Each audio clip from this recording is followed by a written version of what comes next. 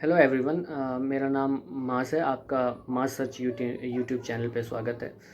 आज हमने जो टॉपिक लिया है वो यूपीएससी का जो सिलेबस है वो टॉपिक लिया है, इसलिए कि बहुत सारे लोगों के मन में ये चल रहा है कि यूपीएससी का जो सिलेबस है वो चेंज होने वाला है। मोदी सरकार एक नई रणनीति लाने वाली है, तो उसमें देखते हैं क्या चेंज लाएंगे मोदी सरकार। पहले तो मैं ये बताऊंगा कि यूपीएससी का जो अगर पेपर सिलेबस चेंज होगा तो अभी नहीं होने वाला है, इसलिए कि जब भी चेंज होगा उससे पहले वो आपको कम से कम एक साल पहले वो बताएंगे कि हाँ हम चेंज करने जा रहे हैं। अभी इस पर बात चल रही है, अभी पूरी हुई नहीं है।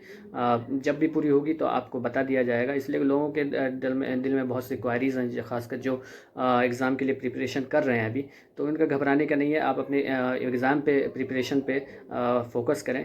तो ये यूपीएससी क्या है? यूपीएससी एक संस्था है जो यूनियन पब्लिक सर्विस कमीशन है, वो कंडक्ट कराता है एग्ज़ाम। जैसे हमारे आईएएस आईपीएस के लिए, आईआरएस के लिए इंडियन रेवेन्यू सर्विस, आईएफएस के लिए Indian foreign service, UPSC conduct कराती है। तो जो इसका सिलेबस है, हमने कहा था कि सिलेबस बताऊंगा, तो इसका जो सिलेबस है वो जानना ज़रूरी है। तो सबसे पहले आपको यूपीएससी में बैठने के लिए, आईएएस आईपीएस बनने के लिए ग्रेजुएट होना ज़रूरी है। अगर आप ग्रेजुएट नहीं हैं तो आप इसके लिए क्वालिफाई नहीं है, पहले ये जानिए। और कम से कम आपकी 21 साल होनी चाहिए, और जनरल कैटेगरीज चाहें तो आपके ज़्यादा से ज़्यादा 35 साल होनी चाहिए। और जो है ओबीसी के लिए 2-3 साल बढ़ा लीजिए। तो इसमें मोदी सरकार जो है इसमें चेंजिंग लाने के लिए सोच रही है। तो इससे पहले अभी जब चेंजेस आएंगी तब इसके बारे में बात की जाएगी। इस पर अभी ध्यान देने की ज़रूरत है ही नहीं। तो सबसे पहले मैं यूपीएससी का जो सिलेबस है उसके बारे में बात करना चाहूँगा। तो सिलेबस जो है यूपीएससी का, ये इस एग्ज़ाम को पास करने के लिए आपके 3 फेज़ होंगे। 3 फेज़ ऐसे हैं कि सबसे पहले आपके प्रीलिम्स होंगे, उसके बाद मेंस होंगे, फिर इंटरव्यू होंगे। प्रीलिम्स में आपके 2 पेपर होंगे।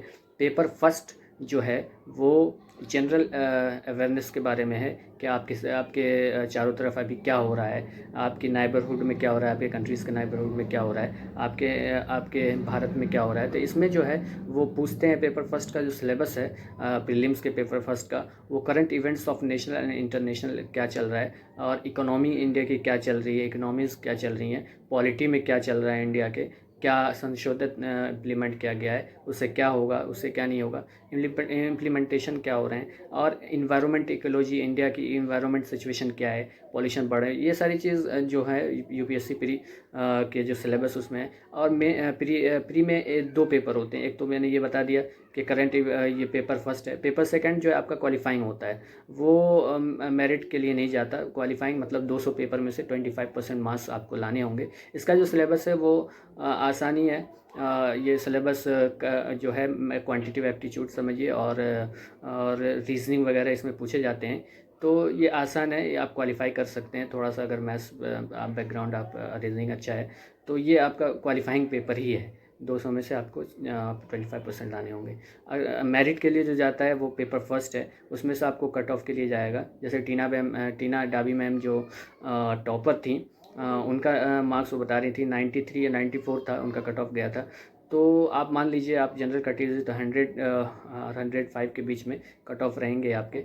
तो अगर आप उसको क्वालिफाई, पेपर प्रीलिम्स क्वालिफाई करते हैं तो आपको मेंस के लिए जाना होगा। मेंस में आपके सबसे पहले 2 पेपर होंगे। जो पेपर फर्स्ट है वो इंग्लिश कम्प्रीहेंसन होगा, आपको दिया जाएगा। ये इंग्लिश कम्प्रीहेंसन आपको क्वालिफाई करना ही होगा। और दूसरा पेपर जो होगा, जो इंडियन लैंग्वेजेस कॉन्स्टिट्यूशन में है 24 लैंग्वेज, इसमें से हिंदी, उर्दू, जो रीजनल लैंग्वेजेस है उसमें आपको एक चूज़ करना पड़ेगा। और ये भी क्वालिफाइंग है, मतलब 25% आपको 200 नंबर के होंगे, 25% लाने होंगे। जब आप ये क्वालिफाई कर लेंगे तो आप के फिर आगे चल कर के एस्से पेपर होंगे। जो एस्से पेपर जो 250 नंबर के होंगे।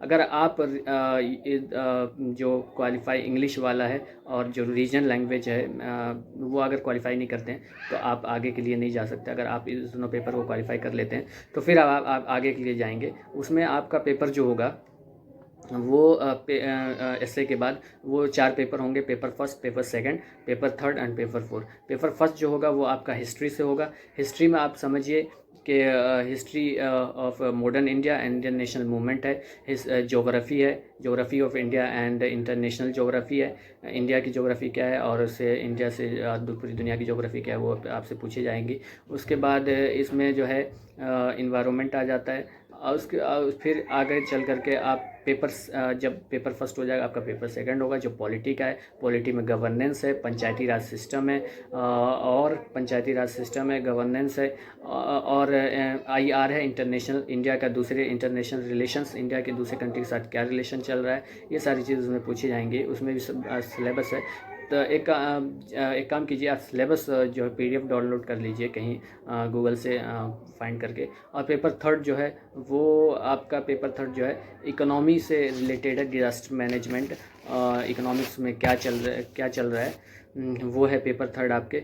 और जब ये और पेपर फोर्थ जो है इथिक्स, इंटीग्रिटी एंड एप्टीट्यूड है। इथिक्स, इंटीग्रिटी, एप्टीट्यूड मतलब आपकी दिमाग को वहाँ पे इस्तेमाल किया जाएगा कि सिचुएशन आपके पास अगर बुरी हो तो आप किस तरीके से हैंडल करेंगे, इसीलिए इथिक्स का पेपर लाया जाता है। इथिक्स का पेपर जो है वो इम्पोर्टेंट है, बहुत इम्पोर्टेंट है। 250 नंबर का मार्क्स है, लोग इसे हल्के में लेते हैं, हल्के में हरगिज़ नहीं लेना है। बहुत ही आसान पेपर है, पर आसान समझकर आसानी में नहीं लेना है, इसके लिए पढ़ना है। तो आप जब फिर जा कर के जब ये 4 पेपर होंगे आपके, फिर आप ऑप्शनल चूज़ करेंगे। ऑप्शनल बहुत सारे सब्जेक्ट्स हैं, जैसे हिस्ट्री है, ज्योग्राफी है, उर्दू है, इंग्लिश है, इकोनॉमिक्स है, साइंस बैकग्राउंड से जितने भी हैं, मैथ्स है, फिज़िक्स है, केमिस्ट्री है।